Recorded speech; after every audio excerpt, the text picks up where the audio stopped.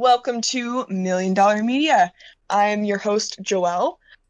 With me today, I have. James? And Max, I'm here. Yeah, and for some reason, he's not hosting. You're as confused as I am, probably.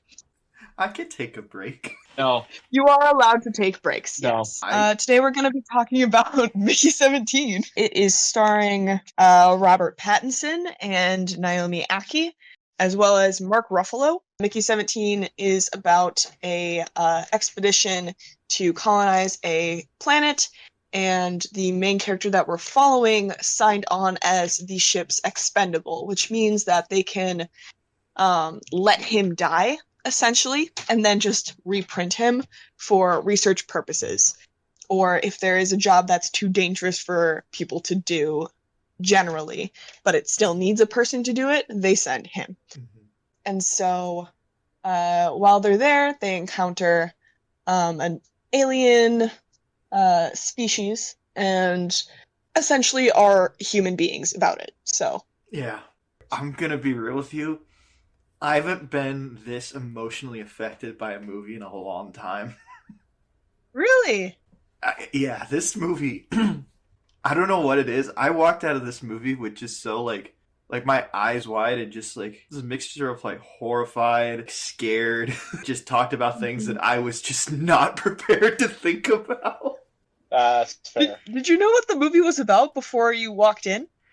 Well, here's the thing. Like, I only saw the trailer. I know it's based off a book, which I'm pretty sure you know more about. So I was like, okay, cool. And I know the director. I've seen a lot of Bong Joon-ho's work. I really like Parasite. I really love Snowpiercer. And those films, if you have... Oh, Yeah. Yeah, so if I've you've... seen Snowpiercer, and that makes sense. Yeah, so if you've seen those films, I was like, the trailers didn't market it as, like, one of those. So I was like, oh, he's stepping a little bit out of his wheelhouse and doing something a little bit more fun. Like, the trailers do not do a good job of, like, selling you what you're gonna get into, in my opinion. in what sense? How Well, would you have sold? okay, this is a minor spoiler. Or in the Okay. trailer, like, the whole premise is like, hey, yeah, Robert Pattinson as Mickey is a guy who didn't read the pamphlet, and every time that he dies, he just gets printed out again and just being used over and over 17 times. And you're like, okay, I guess that'll be kind of a little fun little montage somewhere in the movie where you get to see him die in very darkly funny and creative ways. So it's like, it's a little tongue-in-cheek. Whereas in the movie, they just have somber orchestral instrumental music play while he dies over and over again to them perfecting a vaccine. Yeah. So, like, it's not fun in that way. It's like, Jesus. Mhm. Yeah. It felt real in a funny and scary way. The ineptness and, like, the not caring feeling of just everything around it kind of just got to me. I was just like, oh god, this is too real. Yeah. But yeah, that's what I Yeah. have to say. But I loved it. I love this movie. So, but I'm very curious what you guys have to say. So, Yeah. I would say that that is kind of the undercurrent and kind of a source of the comedy, but also the thing that is prompting us to kind of self-examine is that feeling that everyone else thinks that this is not such a big deal. The fact that he is dying over and over again and no one really cares. Like, we see how that is played out in various ways in our current world.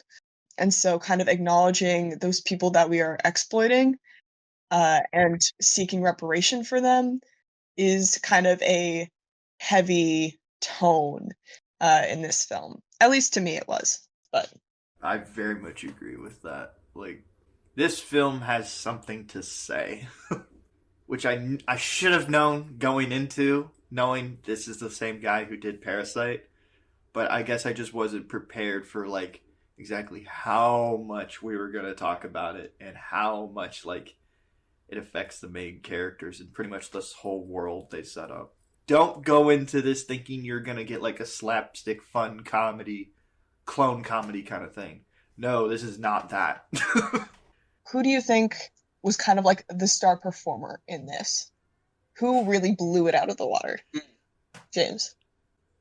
So I did read the book Oh. before watching it, and so when I'm thinking about like the movie itself, I think the two people that really stand out is Robert Pattinson and Mark Ruffalo Mm, because Hmm. Mark Ruffalo does, I mean, he just does that bad guy so well, and you just mhm, hate his guts. mhm, Um, and Robert Pattinson, I think, really did a great job because, like, I don't know, watching him in like I don't know Twilight or The Batman, he's typically a very depressed dude, but seeing him here, like, you could actually see his because I haven't seen him in a lot of other things. Oh, So I could actually see his range of acting and like no, he can play this like really timid, kind of dumb Mickey, and he can also play this like hyper aggressive Mickey. And they're both I think he did a good job of them both feeling like Mickey while being different, mhm, which is something I really appreciate from the book because that was something that was in there. mhm. But for a second, switching, someone who I think was the most true to the book was Naomi Aki as Nasha. I was gonna. Like, Yeah, that was my favorite performance in the film, honestly. So she, you continue. I was just gonna say, damn it, you stole my bit. yeah, yeah. Oh, sorry. You're You can good. get No, into it, and don't I'll, worry about it. Yeah, yeah. No, it's I'll fine. contribute, but I Uh, just want to hear what you have to say first. I won't say anything else more than you can take her performance in the movie.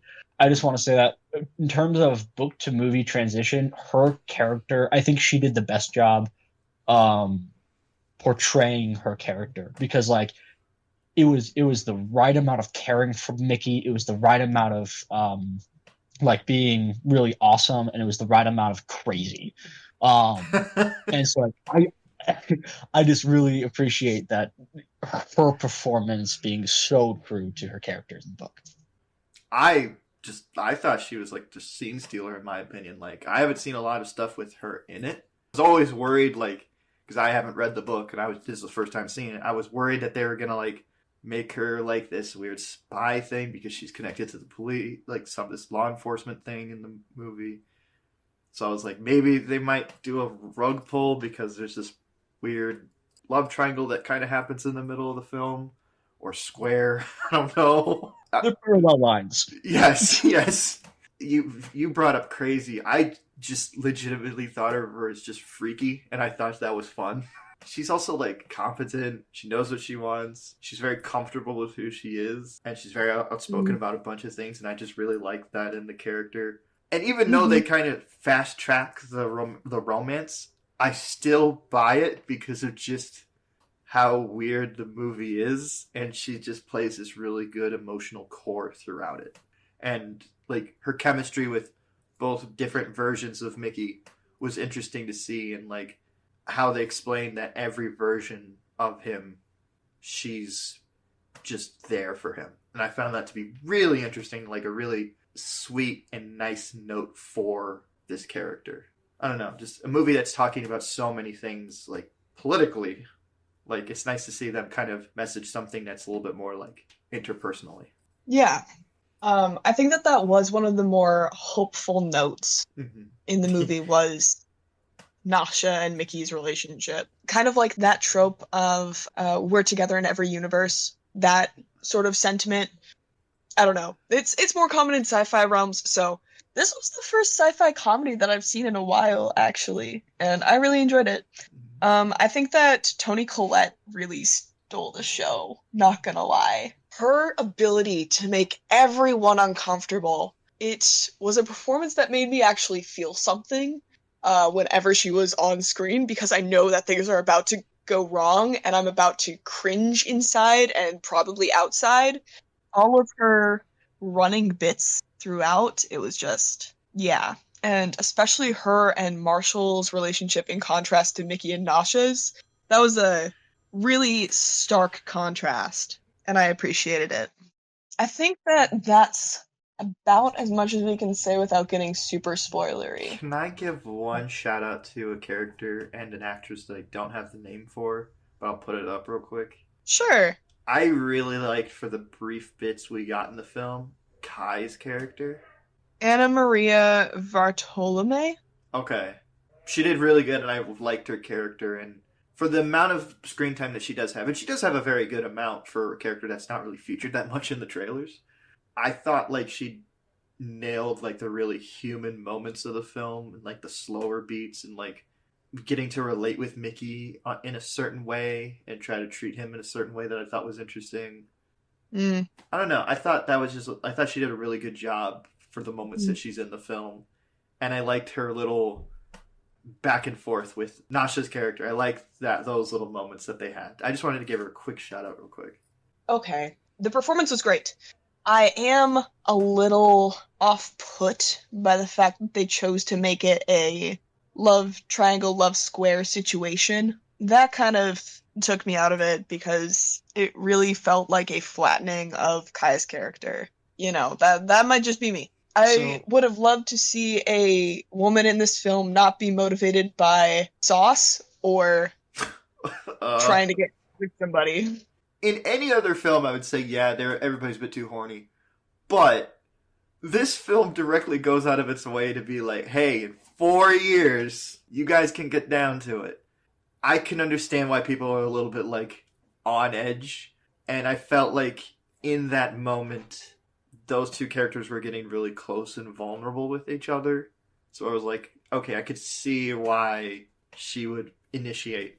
I don't know. I bought it more. I don't know. So there's a detail that I think it's breezed past quickly in the movie, but they take a second to talk about in the book. And there are these people called ghost chasers. There are people who specifically want to sleep with expendables because they're natalists, and they get like a thrill out of kind of going against their own religion and sleeping with an expendable.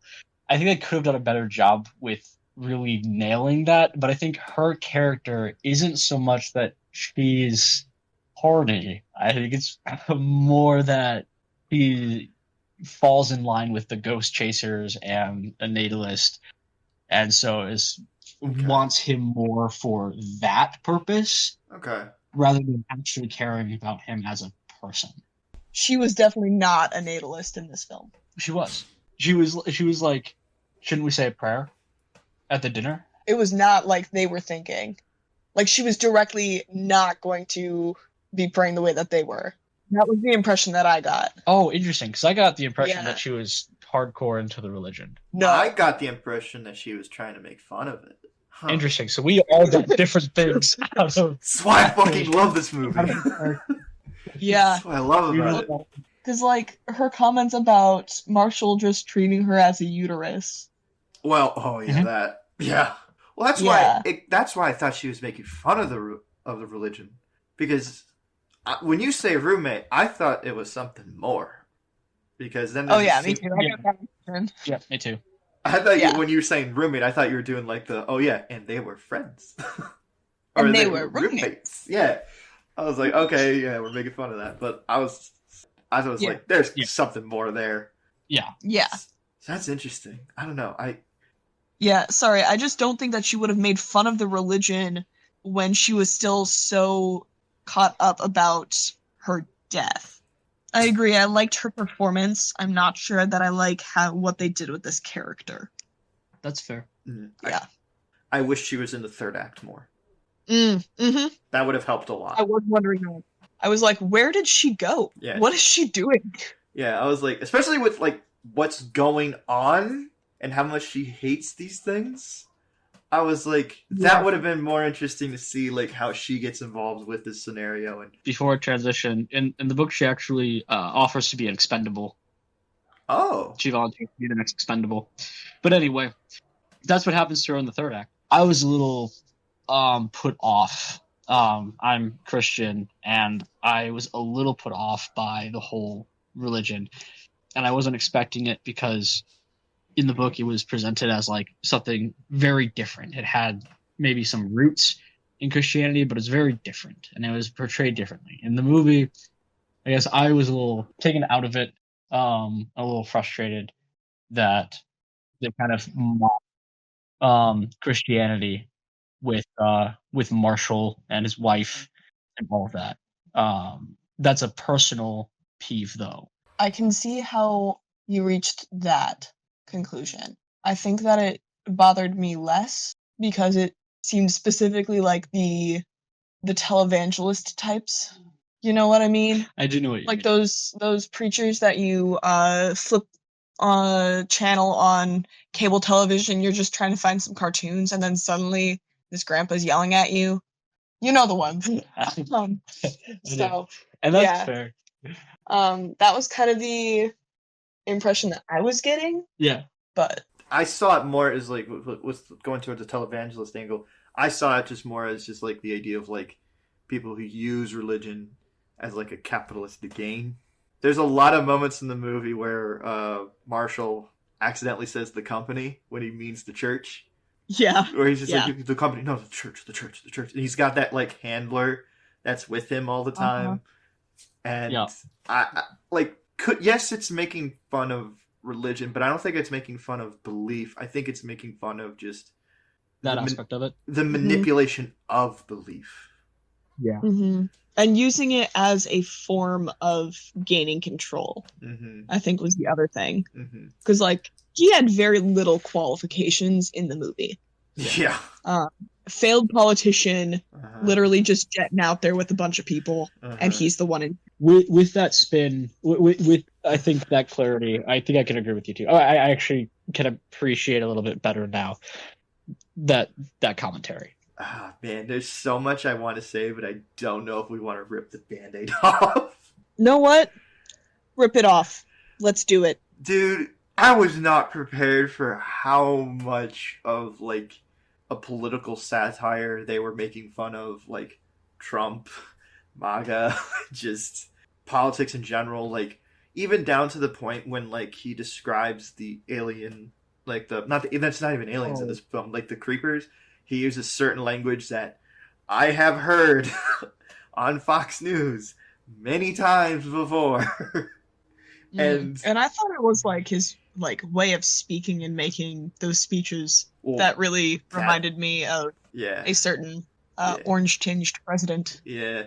I was just not ready for that in this film. I saw like one little interview with Bong Joon-ho where he was talking about the inspirations for this villain. So I was like, okay, so they're not going to go into that much. No. Like, Mark Ruffalo practically does a somewhat Trump impression throughout this entire film. Yeah. Yeah. Down to the hair, the way he acts, down to the fact that he calls the church a company. There are some moments where he's talking about colonizing this new planet, which, if you know what's going on, I don't know. Oh, Canada. Yeah, I was like, oh yeah, the Great White North kind of thing. It's down to the point where it's not even subtle. As life continues, satire rapidly approaches reality. So I was like really worried how we were going to talk about this film, because it's like, if we ignore this, it's yeah. But I'll stop before I get you two in trouble. I mean, hey, art is political. True. Yeah. Anyone who says differently is choosing ignorance, respectfully. Yeah. On that note, that we can just dive right in to spoiler section. James, how about you start us off? Why did you give this movie the rating that you did? I think I'll open up to it. I think I'll keep it. I'll say a 7. I think it's a solid 7. There were several things that I think this movie was lacking a little bit. One of them, for example, is like literally what happened to Kai in the third act. Like, she just is gone. And I think some of my other qualms, I think I might have rated this movie an 8 had I not read the book, because I didn't mind that they changed things, actually. It really didn't bother me at all, because it was such a bizarre movie and such a bizarre book that I didn't care that they changed anything. And I liked some of the changes. But there were some times where the changes that they made were just worse. And it wasn't anything like they could have, like they couldn't have done this in the movie, and so they had to change it. It was like, I think a really good example is the story of the doppelganger dude, the von dude, right? the scientist who like replicated himself multiple times and why they have a bunch of laws. In the movie, he like killed homeless dudes. Right? Okay, and it's a little bizarre. In the movie, he You created mean in the book? sorry, in the book, he created an army of himself and took over a planet. What? And then, yeah, and then when Earth tried to stop him, he destroyed all of the army that Earth sent to him. Oh, And that so would have been way cooler. this was just better in the book. I don't know why they didn't keep it. CGIing copies of one specific person doing a bunch of different things is probably more expensive than just 3 people getting their mugshot taken. That's fair. That's fair. But Um, funny you say that though. But the movie has a really big budget. Like that's what I thought. It looks like it's got a big budget. That's fair. It looks really nice. Like the CG, especially when it comes to the creepers, they look really good, and Yeah, everything looks Yeah. good in the film. So I mean, cloning technology in film has gotten a lot better. Especially like hell, Star Wars. So it's not that hard to do like one of the same guy. So yeah. yeah, yeah, that would have been. I guess it might be because it's more goes into the political message of a guy using his power to go after the weak. Mhm. There were some other changes. I don't want to dominate this with like book to movie comparison. I think the only other frustration that I want to bring up is Timo's character. Because Mickey, all of Mickey's problems were caused by Mickey. They were not caused by well, in the book his name was Gomez. All of his problems were caused by himself. Like he kind of blames his best friend, but you can tell that he knows that everything is his fault. And in the movie, like Timo's just a douchebag. Like he just sucks. But in the book, he's actually like a pretty decent friend. Mickey just blames him for all of his troubles, and like how Mickey got into debt was Mickey's fault. It wasn't Timo's fault. Timo actually was qualified to get onto the ship, and he did try to help Mickey get onto the ship, but Mickey wasn't qualified. And so like I kind of wish they would have kept his character a little bit more true to the book. Some of the other characters, like Kai's character, was different, but I didn't really mind that. I think Timo's character is one that I wish they would have kept. Same with the Marshal, but that's another tangent so I won't dominate the whole thing.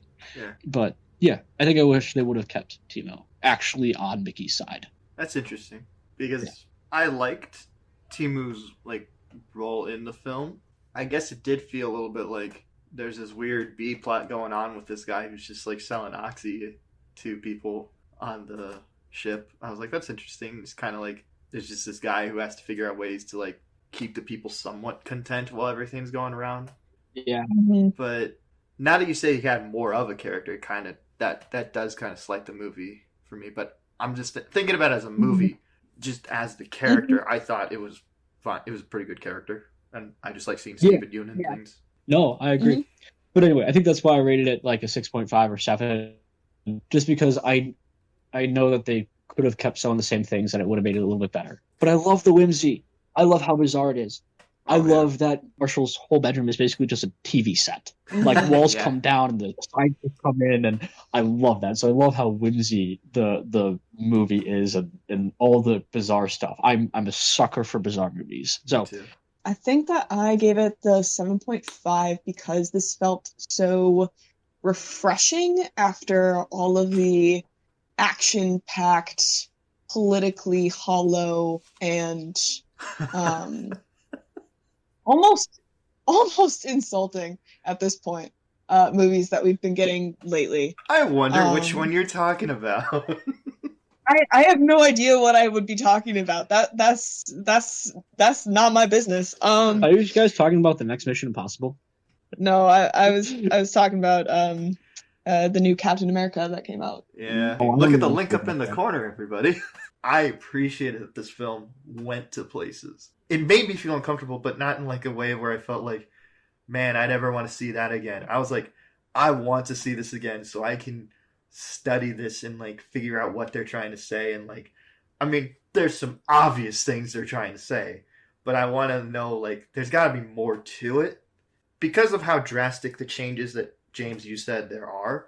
I'm curious as to why they changed it. There wasn't really a lot of politics. I mean, the main two things that were controversial, well, not controversial, main two things that kind of hit home on is like the individual matters and recloning someone and abusing their body like that is wrong. Mm-hmm. And then the other thing that it pointed out was like, hey, let's not blow up planets. Let's actually treat aliens, or let's treat other sentient things or other Life. living things as life, right? Yeah.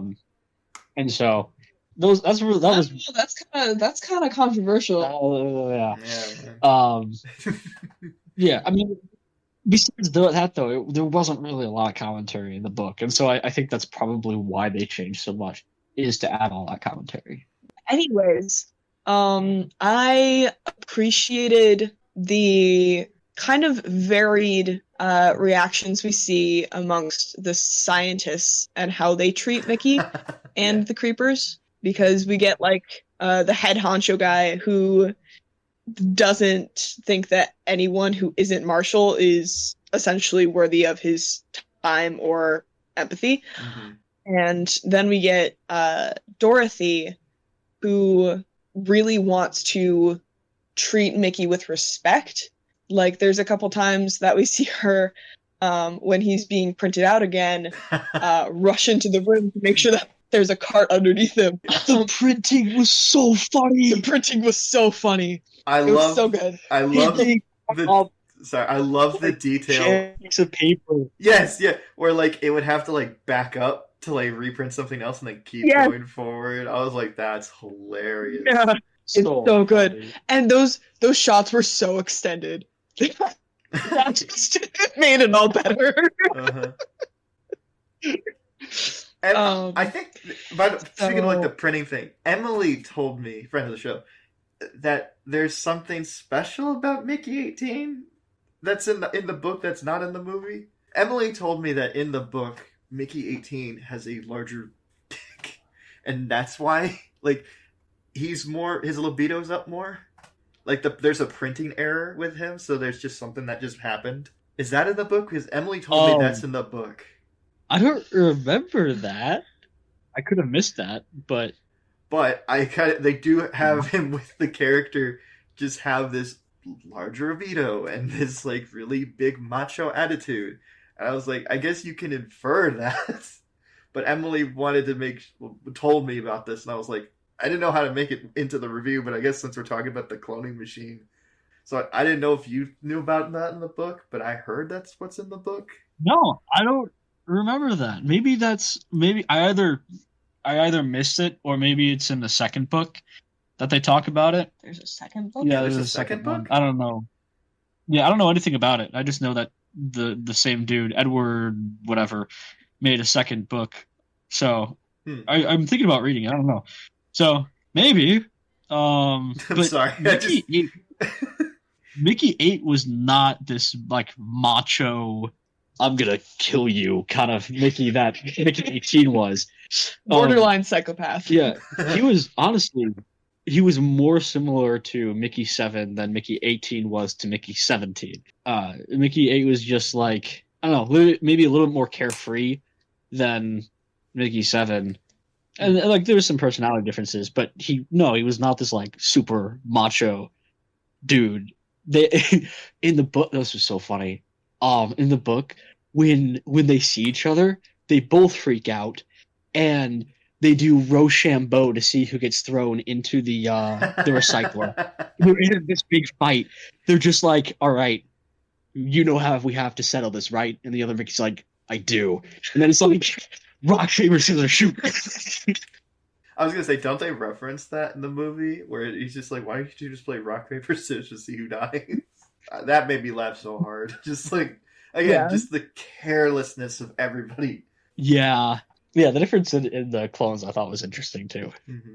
I guess if there was one negative is that I know you two were talking more about how like you could see the similarities between the two performances. I felt like the difference between Mickey 17 and 18 were too much different to be like, how did this guy who's like such an idiot suddenly become like this, again, psychopath?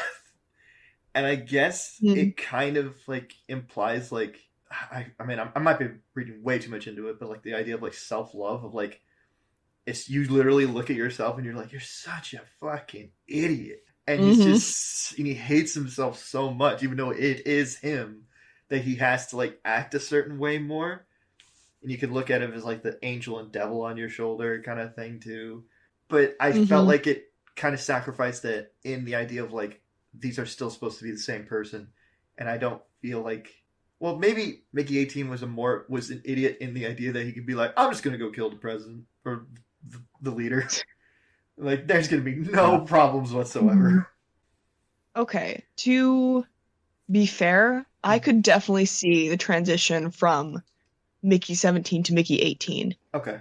because it's just a subtle switch and it makes all the difference. The mentality of, oh, well, I'm here, so I guess I better just deal with it versus like, no, I deserved better. That is an unacceptable way for people to be treating me. And that dude, He's got to nope, go. he's got to go. He was going to kill me. He wants to kill me, so I should kill him. That felt very realistic in my brain. That it is just a subtle permutation in personality. And I think that because they reference other points where previous iterations of Mickey were different, Mm-hmm. it makes sense to me. I kind of think of it as we've all seen Inside Out. I kind of think of it as like who's in control, right? It's still all Mickey, but it's like Oh my Overrated. god. it's Yeah. like which personality, which emotion is most in control. Oh, And it's so I think hilarious. yeah, and so I think what we're seeing is there's a spectrum of Mickeys that that you could pop out at any given time, right? Mm-hmm. I think we're given basically the two Mickeys who are almost furthest apart from each other to contrast and to show the human range, possibly. I don't know. Sorry, I hate like constantly going back to the book because I don't want Then why to. do you? I don't know because it's impulsive. Um, in the book, he was a historian. He was actually very smart, a little dumb, little unwise, but he was actually a pretty smart dude. And so I think in the movie, it's portrayed differently in the fact that we have someone who's so controlled by his fear that it doesn't really matter how smart he is. And in Mickey 18, we have someone who's so controlled by his I don't want to say anger, but Well, I mean, I guess anger. I'd still say it's fear to your point, because like anger just masks some another emotion. Anger is a secondary emotion, yeah. Yeah, Yeah. it's like anger just covers up a deeper emotion that you're feeling. So like I'd still say it's fear. It's just one lets the fear kind of like take control, and like allows him to be more submissive to everything that is going on, which is ultimately another political message to like these things that you just your job and the place you are and the social hierarchy are just weighing down on you, and that fear that it has over you. And Yeah. Mickey 18 is just like that fear. He's kind of just done with it because he's seen what it does to literally himself, Yeah. and the fear just leads to anger. And so please continue. I think that was better than what I was saying. So I think that was a good interjection. That was kind of where my brain went when you said that fear and anger were on opposite sides of the spectrum. Yeah, I guess I more meant like the Mickeys and how they act were on opposite sides of the spectrum. Mm-hmm. On that point, I would say that it is more the aggressive versus submissive aspect versus the fear and anger aspect. Mm-hmm. Fair enough. Or if Fair you enough. or if you want to go more freaky like the movie does, top and bottom. I didn't, but thank you, Max. I have a question for you guys, especially you, Oh, James, no. because you read. It's not a freaky question. All right. God, it just okay. Go on. What did you think of the creepers? Oh boy. I liked them. I thought they were cool design. It reminded me of Bong Joon-ho's movie Okja. There's a big Hippopotamus. hippopotamus-ish like creature in that film, and it kind of reminded me of these creatures in this film, just more mole-ish and bison-like and Yeah. roly-poly-ish. Musk oxen. Yeah. From what? From real life. Oh. Oh man. I don't know what musk oxen are. I'm not gonna lie. Let me double check that I know what I'm. Let me double check that I know what I'm talking about. If I know what I'm talking about, Max, I'm gonna tell you to go touch grass. Oh, You don't need to touch grass. I know what that is. A muskox. Yeah. Okay. Uh-huh. Well, I still want to know your opinion on the creatures. So I honestly loved them. I think they were very unique alien. We don't get to see too many aliens in media who are really well designed. I mean, like how they're designed to cope with the cold reminds me a lot of tardigrades. And so it's like they looked a lot like tardigrades, but you could also see the size difference. And I liked that they were all a hive mind, but that they were individual. It showed a unique way because aliens typically are either super individualistic or a complete hive mind, whereas these guys were more akin to like bees, but even one step further in individualism, which I think is a really unique choice, and I liked that. Like each alien had a name, like Luco. Yeah, I love that. Yeah, and the hive mother knew. Yeah. Like which one? Yeah. Are they allowed to quote unquote talk in the book? They were very, very different in the book. Okay, because I like that they have the ability to communicate. I think how they made the jump to be like, hey, I got this translator for you, Mickey, was like, how the fuck did you whip that up so quick? So she was probably working on it on her spare time. Did you see her? She was so excited when she saw them communicating. Yeah, that's true. Okay, the ability to create a translator like that, impossibly fast. No way. No way. He doesn't have any interaction with these creatures except for a baby who doesn't talk really all that much. No idea how to communicate ideas. No idea what the sentence structure is. Really, like the ability to create a translator that fast. No, not happening. But I honestly didn't care. I think it goes with the movie. It's bizarre. They just kind of whip it up. They, happen to be able to do it. I think it fits. Yeah. In terms of the book, they were able to use technology. I can't remember what the word was. But yeah, creatures in the book they used technology. They hacked into Mickey's implants and learned how to speak English through listening to him. And started to communicate with him throughout the book, and then he realized that it was them that was communicating with him at the end of the book. And Mickey was the sole translator between the creatures and the humans, which is the only reason why the marshal kept him alive. Because, this is a spoiler from the book. He handed, quote unquote, the creatures a antimatter bomb that would have annihilated the spaceship that they were in. And he told the marshal that if you throw me away, you are throwing away the only translator between you and a sentient being with a antimatter bomb. And I guess instead of like the bomb thing, it's gas, and also the idea that these creatures in the movie apparently can make our heads explode. Yeah, that was a bluff. Was it? Yes. Yeah. That was the end. That was like, oh, okay. Right now. And then they kind of did their little call like they were laughing. And then Mickey, via narration, is like, it turns out humans aren't the only ones who can bluff. Oh, I thought I thought they were still just fucking with them. Just like, yeah, we're going to have because the little baby is the one that does the call. And then it just burps, and it's like, it still can't do it, but Mama Bear over here, she wants to. Which I got the impression that it was the baby's idea. Oh. Okay, that's funny. that's what I love about this movie. It's just like I read that as just like we're not going to show you because it's an idiotic thing to be like. Can you show us how you do it? You don't want to do that. He's technically expendable. Well, not at that point in the Oh, film. They quit the expendable program. I thought that they still had the printer though. No, they blew up the printer. I thought that was at the very end after they had this interaction. Oh, I thought the interaction was after that. I did I too. thought that.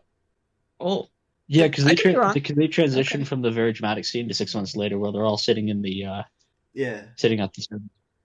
I thought of it like they have the printer, but they just don't use it.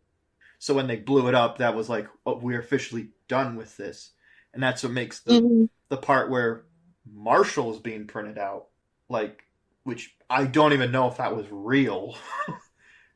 It wasn't. That was a dream. Was Yeah. it? Okay. Yeah. Okay. Because I was still thinking, like, I mean, if you had the ability to do that, like, yeah, I'd see why some people would be like, back up me. Mm-hmm. Yep. And if anyone was going to, it would have been him. Of 100%. course it would.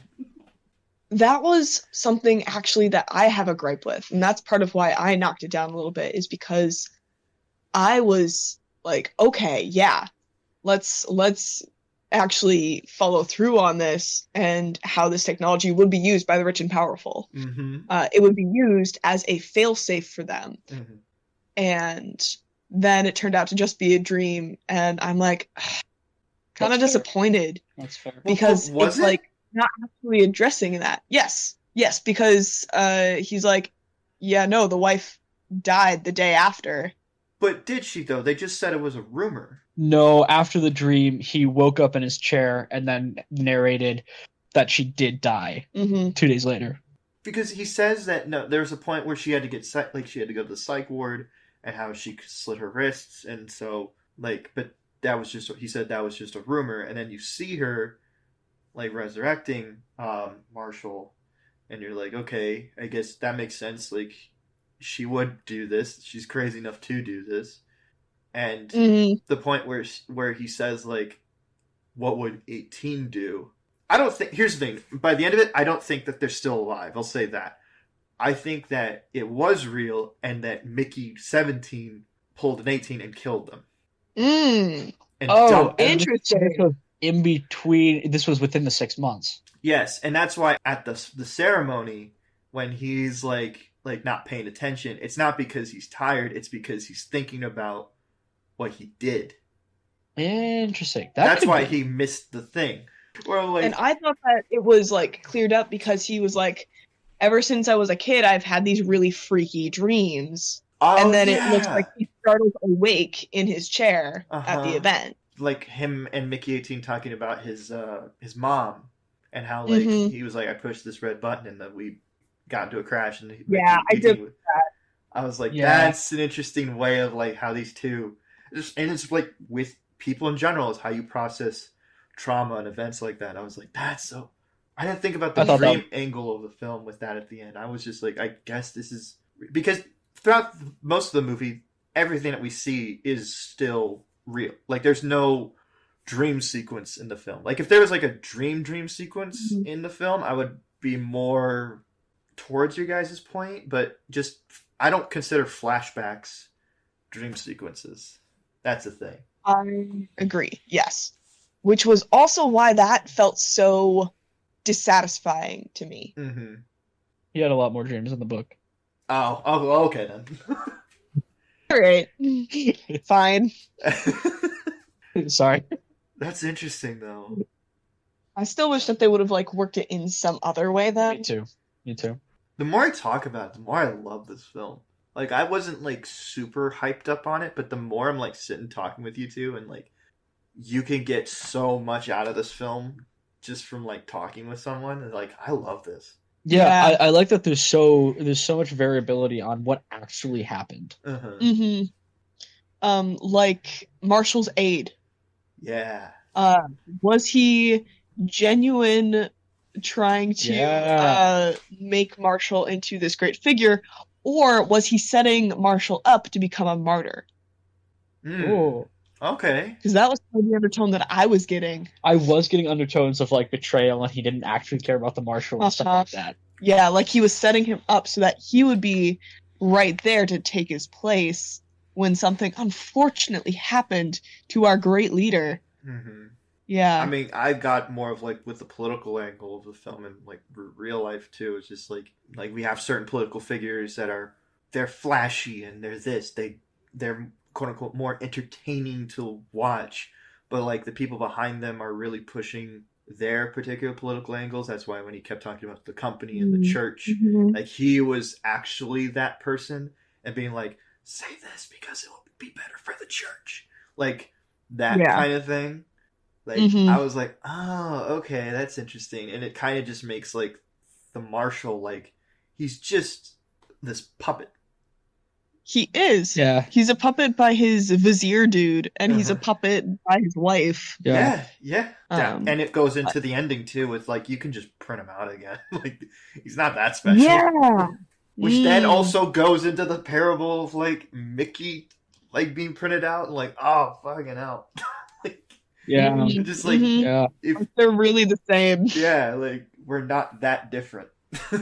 We're just Yeah. being They're used. both exactly. That's what really fucked with my head at the end of this movie. It was just like, am I just being used by a system of government that doesn't care about my mutual well-being? It's just giving me false lies. What? That doesn't sound like our good U.S. government. And if someone ever tells you the government wouldn't do that, oh yes, they would. This is a completely different topic, but I just want to jump back real quick Mm-hmm. to finish out my thoughts on the aliens.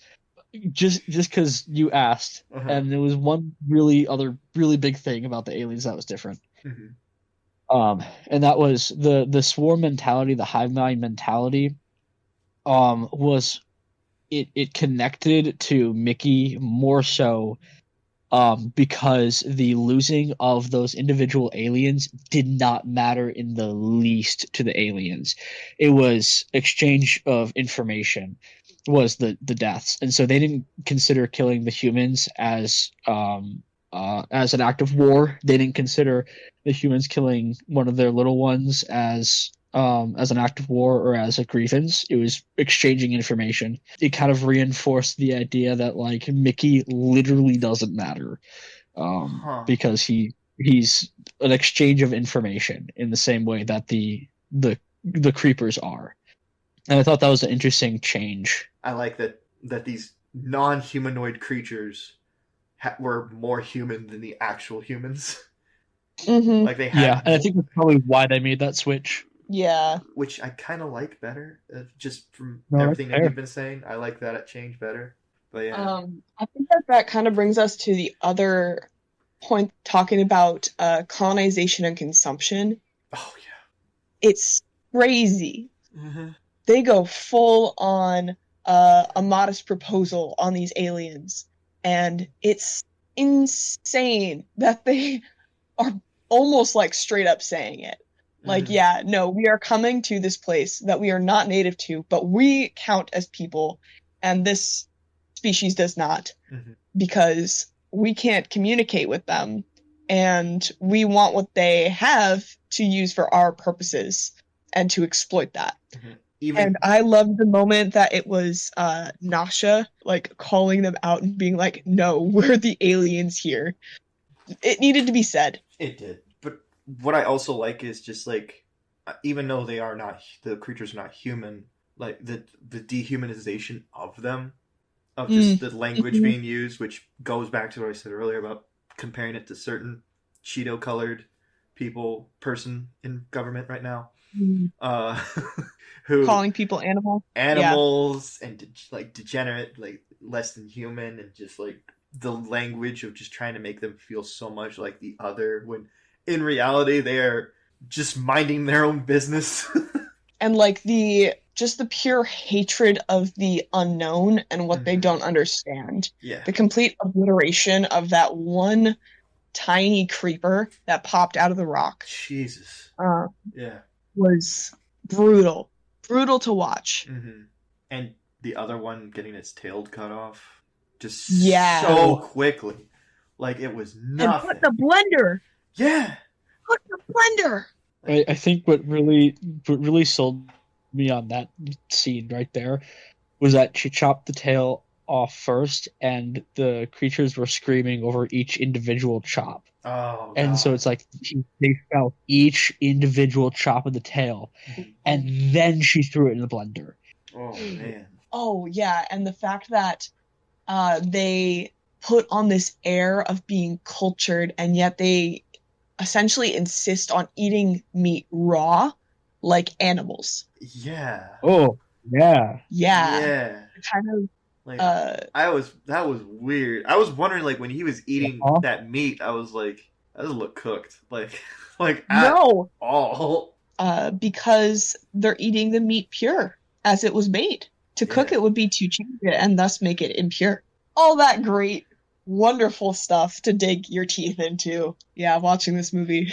um, that scene, by the way, just watching Robert Pattinson like stuff his face. That was so funny. It was so funny. Just jumping back and forth between like their conversation, and you just see like Robert Pattinson hunched over this piece of meat, just gorging his mouth, and it just flip flop. It was so funny. It was so funny. Kai's like looks In off to the ears. side. She is seconds away from sobbing, and this man is chowing down. Even like this big like dinner moment where they made a big deal like Mickey gets to come up and like check out this meal, and then immediately it's just it was Yeah. just another test. Uh-huh. The entire thing. Like he Yeah. doesn't get a break. This was never a break. No, he does not get a break Oh. this entire movie. Which, like, hey, that's kind of how the general populace is treated. We are just general guinea pigs Mm-hmm. until it all comes out in the lawsuits. Also, I think another thing that I really liked about the movie was that even from the viewer's perspective, Mickey almost feels like a side character. Like, take for example that dinner scene. Mhm. The bulk of that dinner scene is about the Marshall and Kai. Yeah. It's not about him. Mhm. He's off to the side, you're chowing down. And then like the whole interaction towards the end with Nasha and Marshall, and he's kind of just off to the side. And through a lot of that movie, he kind of feels like a side character, which is something I really liked about that movie. Mm-hmm. Is he's the expendable. He's the dude that doesn't matter. And even from a viewer perspective, they almost kind of push him off to the side. Mm-hmm. Yeah. We are watching this movie from the perspective of the protagonist's boyfriend. Yes, we are. So, yeah. 18 is more of a character than 17. Yeah. Yeah. And I think that's kind of the point. Yeah. We're given the everyman character, but they're actually playing him like an everyman.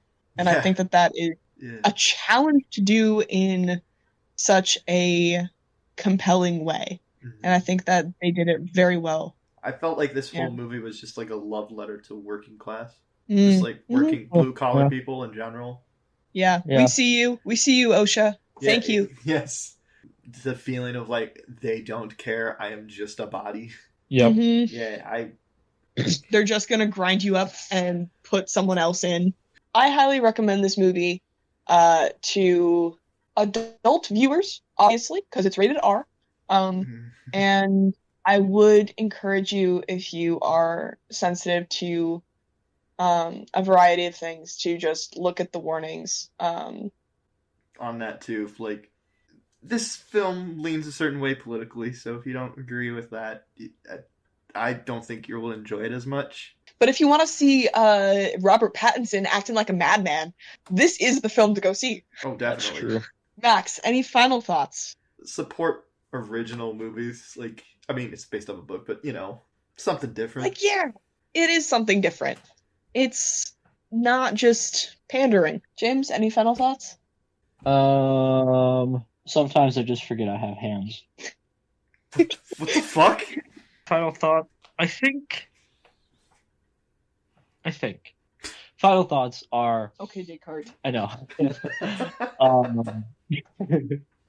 I think most things have been said, so I'll end with this because I'm the guy who read the book. Not in a posh way, and he's really annoying because he keeps going back to that kind of way. The last thing I'll say is I think the book and the movie are basically two different stories.